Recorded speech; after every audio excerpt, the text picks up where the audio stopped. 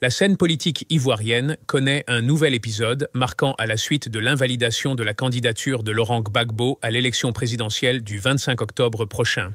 L'ancien président, de retour sur le devant de l'actualité, a entrepris une série de consultations afin de redéfinir sa stratégie et d'affirmer sa place dans le débat national.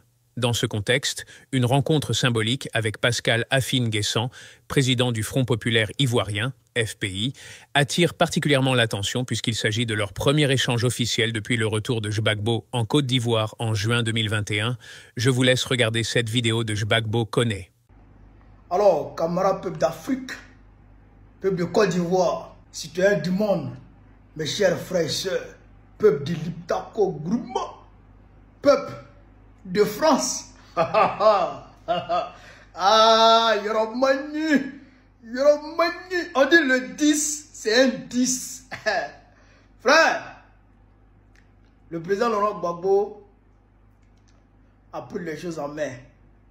Comme un bon général, comme un bon leader, frère. Lui-même, il est au front actuellement et il est en train de tracer des tactiques de combat.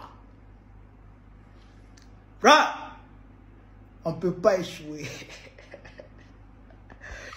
Dramond là, il ne peut pas rester. Non, ça, il n'a qu'à oublier même son affaire de 4e mandat. Il n'a qu'à oublier. Il ne peut pas, c'est pas possible. C'est pas possible. Vous allez vous demander sûrement, mais pourquoi on est en maillot de Paris Saint-Germain aujourd'hui? Parce que dans quelques jours, je vais recommencer à supporter Paris Saint-Germain.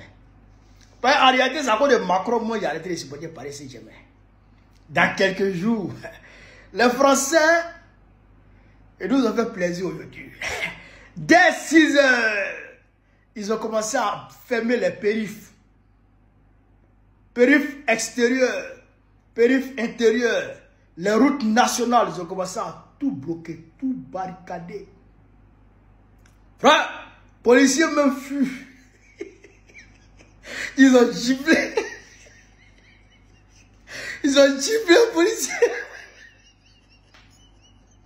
Il a mis dedans. Mon Dieu, qui est fou? Les gens, ils sont en colère. Les Français, là, ils sont en colère. Il y a eu 300 arrestations, 300 interpellations. Ils sont en colère. Voici le président Tiani qui ne veut rien entendre. Il a bloqué l'uranium. En 2026, il va augmenter l'électricité sur les Français de 20%. D'accord? De 20%. De l'eau à boire. L'eau qui passe dans les robinets en France, là, ça va augmenter encore. Mais les Français savent que c'est pas bon. Ils savent que Macron, là, c'est un pantin de Rothschild. Le gouvernement mondial, c'est eux qui gèrent Macron.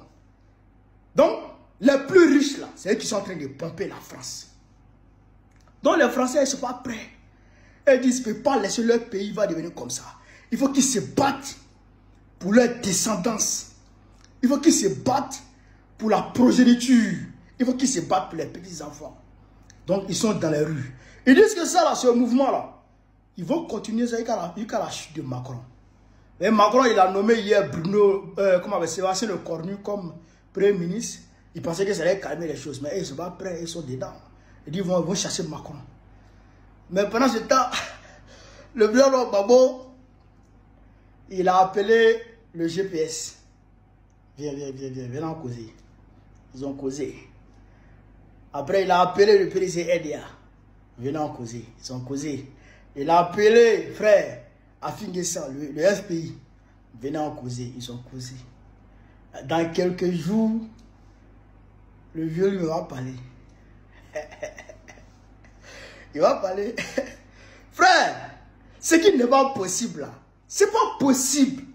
Il ne faut pas demander au bon Dieu sa barbe. Tu peux demander tout à Dieu, hein? Mais Dieu, demande ta barbe. Dieu va te donner ça. Ça, c'est Dieu va te donner ça. Dramond, tu nous as tout fait. Tu nous as tout fait. Tu as pris Gbagbo, tu l'envoies à la CPI, tu as chassé Guillaume Soro, tu as radié Tidjane de la liste 3, tu as radié Gbagbo de la liste 3, tu as radié Afine-Guessant, tu as humilié Afine-Guessant, tu as humilié tout le monde. Mais, 4 mandats là. Ah, tu vas me demander ça? Tu vas me demander d'accepter ça? Même les militants du RDM même là, ils sont découragés. Moi, pas là, ils sont découragés. Ils disent 4 mandats là, vraiment, c'est pas possible. Et ils ne sont pas d'accord, c'est pas un royaume. Eux-mêmes le disent, c'est pas un royaume. Et puis, vous avez vu, non? Même quand le Conseil constitutionnel a validé le 4e mandat la 4e candidature de Draman là, est-ce que vous avez vu quelqu'un en train de jubiler? Est-ce que vous avez vu les RD en train de danser pipi? Est-ce que vous les avez vus? Non. Parce que eux-mêmes là, frère, trop c'est trop. Eux-mêmes ils sont débat. Donc, restez serein. Restez serein. N'ayez même pas une petite once de doute dans vos cœurs. Enlevez le doute dans vos cœurs. Enlevez le doute de vos cœurs. Ouattara là, son 4e mandat, ça ne sera jamais possible. Jamais de la vie, ça sera possible. On va organiser une élection.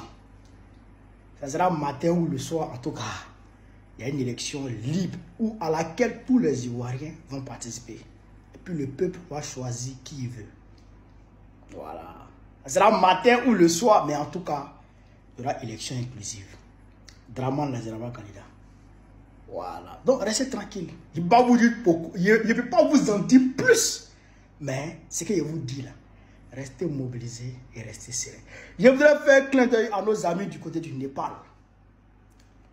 Je pense qu'eux, ils ne parlent pas français, mais il y a certains gars du Népal, il y a certains Népalais qui comprennent français. Les gars, bravo à vous. Nous soutenons tous les peuples dans le monde qui luttent pour leur liberté. Qui luttent pour leur liberté. Bravo à vous. Que Dieu facilite votre transition. Que Dieu facilite votre transition. Que Dieu vous protège. Et que Dieu vous garde de tomber dans la guerre civile. Que Dieu vous garde de tomber dans la chienlit.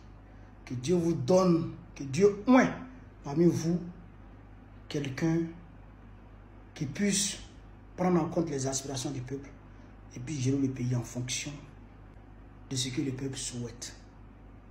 En fonction des souhaits du peuple. Frère, ce que je voulais vous dire, sur ce, vive l'Afrique libre, vive le panafricanisme, vive tous les pays panafricains. Gbagbo, président de l'Ivoire, en octobre prochain. On est ensemble. Famille, très urgent. Partagez cette vidéo dans tous les groupes. Pour ceux qui ne dorment pas, partagez cette vidéo dans tous les groupes. Voilà. Maintenant, les ruminants, quand vous dormez, vous devez réveiller, vous devez voir cette vidéo-là. Mais je sais que vous ne dormez pas. Vous êtes toujours sur mes posts. À guetter si on fait une vidéo. Vous allez venir commenter, mettre vos trucs là en bas. Mais on dit bien, rira bien qui rira le dernier. Rira bien qui rira le dernier. Et ce qui te fait rire au début, là, va te faire pleurer à la fin. C'est de ça qu'il s'agit. Le président Laurent Gbagbo reçoit une délégation du Front commun, le PDCI, le FPI de Pascal Affi N'Guessan et les autres. Voilà, le GPS aussi qu'ils ont reçu. Voilà. On va rentrer dans la phase. On va rentrer dans la phase finale. On rentrera dans la phase finale. Je répète encore, on rentrera dans la phase finale. Que tous les Ivoiriens soient mobilisés. Le mot d'ordre sera donné très bientôt, très nécessairement. Soyez mobilisés et soyez prêts. Parce que ce qui arrive là, ça sera pour notre destinée. Et ça sera pour nos enfants, pour nos descendants.